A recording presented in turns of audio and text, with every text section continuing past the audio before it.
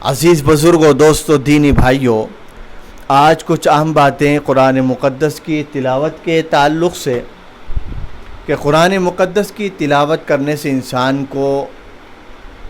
کیا فائدے حاصل ہوتے ہیں، کیا نفع ملتا ہے، اللہ کی جانب سے کیا کیا وعدے ہیں۔ فرمایا اس کے چند اہم فائدے ہیں۔ اللہ کے نبی صلی اللہ علیہ وسلم کا ارشاد گرامی ہے، فرمایا جو شخص قرآن مقدس کی تلاوت کرتا ہے، پڑھتا ہے، فرمایا اللہ تعالیٰ اس کے دل کے زنگ کو ختم کر دیتا ہے۔ اس قرآن مقدس کی تلاوت کی برکت سے اس کا دل منور اور روشن ہو جاتا ہے۔ سبھی کو معلوم ہے جو چیز روشن منور ہوتی ہے اچھی معلوم ہوتی ہے، لیکن جو چیز تاریکی ہوتی ہے اور بدنما نظر آتی ہے اس کو کوئی انسان قبول نہیں کرتا ہے۔ اچھی چیز کو، روشن چیز کو، منور چیز کو جلد لیتا بھی ہے، پکڑتا بھی ہے، لپکتا بھی ہے اور اس کا دل اس کی جانب کھنچتا بھی ہے۔ اور دوسرا فائدہ آقا مدنی صلی اللہ علیہ وسلم کا کہ جو انسان روزانہ قرآن مقدس کی تلاوت کرتا ہے اللہ تعالیٰ اس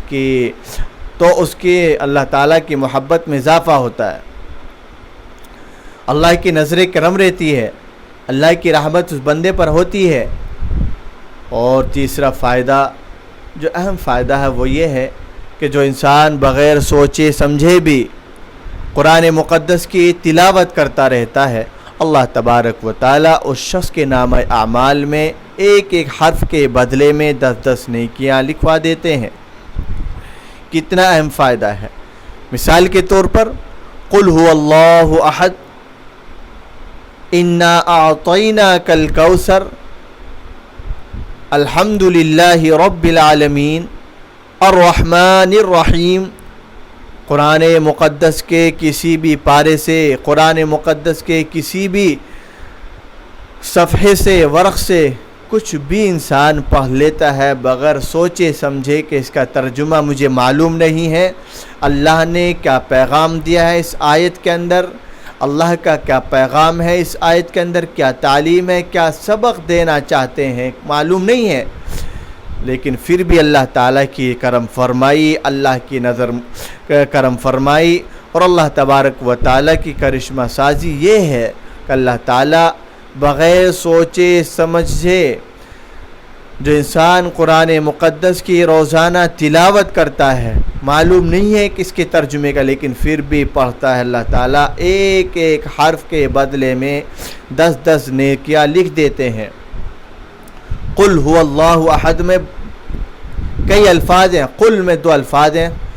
قاف کے بدلے 10 نیکیاں، لام کے بدلے 10 نیکیاں، هو اللہ احد